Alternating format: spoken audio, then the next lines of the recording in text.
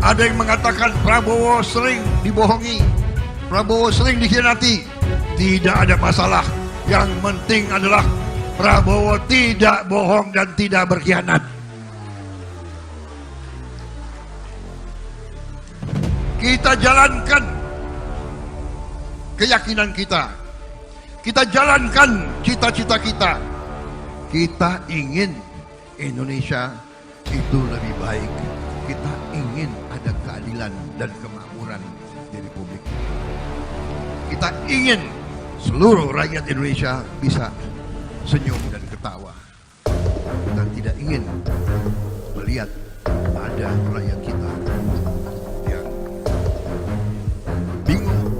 Saya ngefans Pak Prabowo dari sejak 2014, dan saya melihat Pak Prabowo ini adalah tokoh yang sangat punya api yang membara, dan itu yang sangat dibutuhkan oleh anak-anak muda. Dan saya melihat tokoh Pak Prabowo ini adalah tokoh yang paling ikhlas kepada rakyat. Terima kasih. Ada yang meninggal dan ada yang pindah partai. Mungkin saudara paham yang barusan pindah partai, saya kira. Kemudian Pak Mawardi juga kita terima sebagai anggota Dewan Pembina. Ini yang bisa saya sampaikan.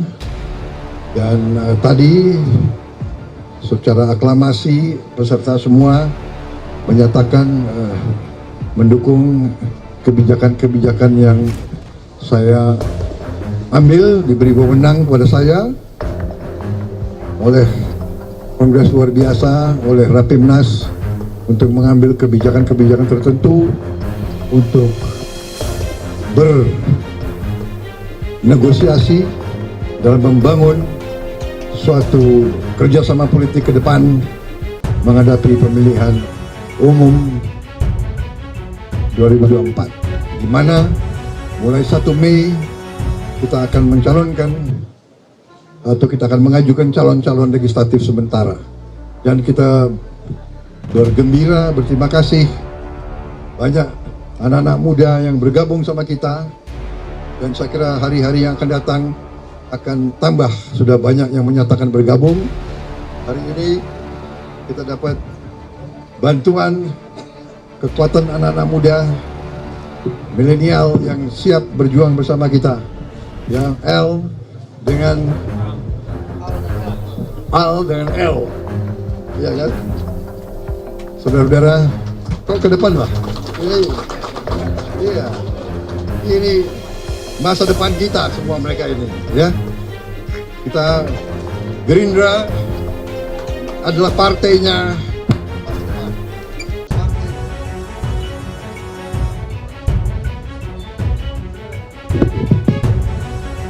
kita bertekad bahwa Gerindra harus jadi partai masa depan.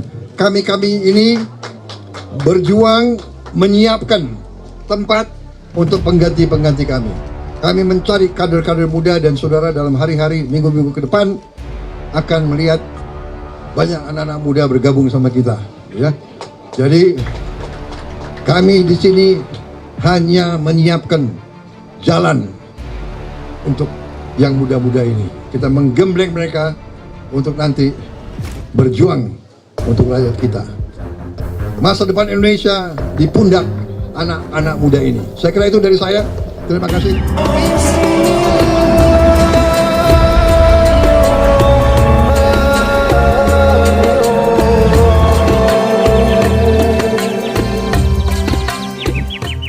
Memilih pemimpin itu paling tidak Anda harus perhatikan 5 hal, ya. Yang pertama, orangnya itu memang baik kepada Allah,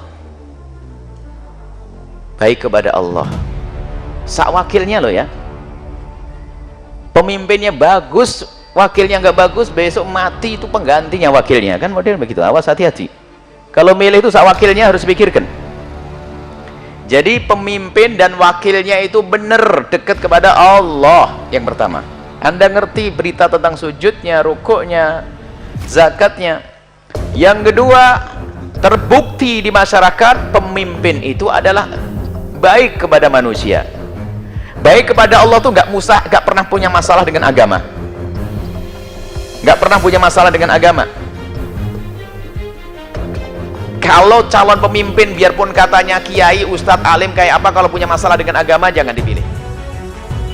Berarti dia tidak baik dengan Allah.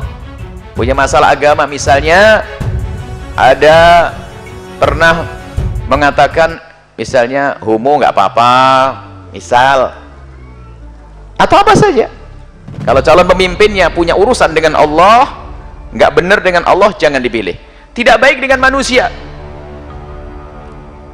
nggak benar. Jadi harus baik kepada Allah. Biarpun tingkat baik ini bukan harus tahajudnya puluhan rakaat, enggak, yang penting sholat 5 waktu, bukan berzina, nggak mau judi, ya standar deh. Orang yang paling ya pas-pasan aja. Yang penting dia nggak gampang melakukan dosa, ya sholat 5 waktu pas-pasan. Jamaah jarang tapi masih sholat 5 waktu. Tapi sholat 5 waktu pas-pasan, sholat sunat juga jarang, ya lumayan deh sholat dulu. Tapi nggak judi, nggak minuman keras, nggak zina. Baik kepada manusia. Ada terbukti di masyarakat dia suka menyantuni dulu, bukan waktu mau mencalonkan, bukan. Dianggap apa yang dilakukan sebelum mencalonkan itu adalah banyak bohongnya. Jadi jauh-jauh sudah terbukti, kan kita ngerti orang itu dermawan, kan paham ya? Itu dermawan, orang itu baik dengan masyarakat, suka nyantuni yatim piatu, fakir miskin, peduli pesantren, peduli masjid. Itu sudah kebaca dalam sejarahnya. Yang kedua, yang ketiga adalah yang mengusungnya itu siapa? Yang membisikkannya nanti. Misalnya biarpun tuh orang baik, soleh, wakilnya juga soleh, baik, tapi yang ngusung adalah kelompok nggak bener, jangan dipilih. Kenapa? Bahaya itu nanti yang membisikkan ini, yang ngusung, yang ngangkatnya. Harus paham itu. Jadi kalau masalah memilih pasangan ada aturan-aturannya, memilih calon pemimpin.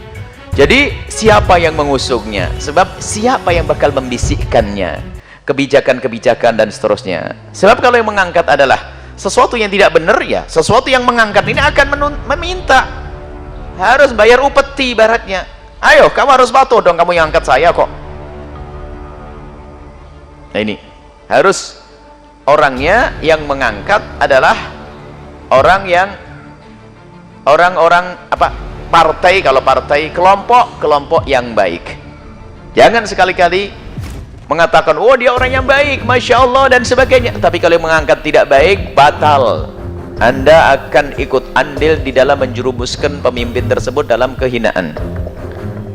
Kemudian selanjutnya yang harus perhatikan adalah di dalam memilih itu, Anda harus bebaskan diri Anda dari kepentingan pribadi Anda.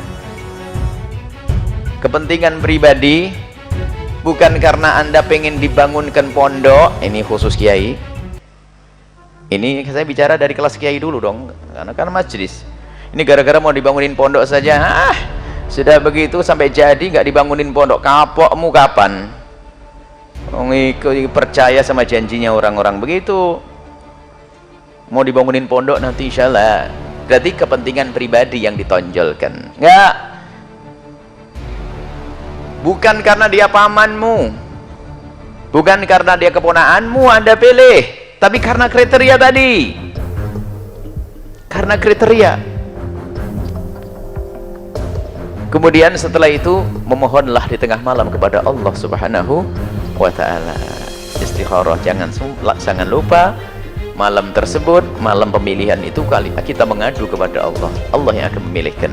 Jadi kalau Anda sudah memenuhi ini semua, apapun yang terjadi Anda tidak ikut dosa. Masalah membisikkan itu penting sekali.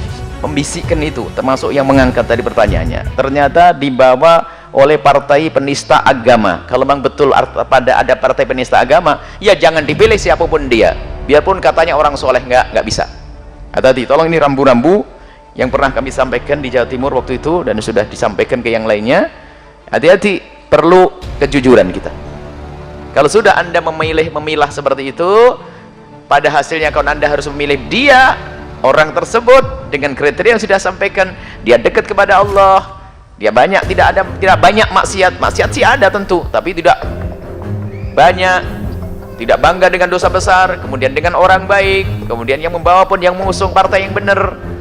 Kemudian setelah itu lihat, Anda pun waktu memilih dia nggak ada kepentingan apapun. Bukan karena dia ngasih duit pada Anda lah ini. Bukan karena dia menjanjikan sesuatu pada Anda. Saya milih dia karena kriteria tersebut. Lalu di malam harinya Anda memohon kepada Allah, maka besok Anda adalah orang yang benar di dalam memilih.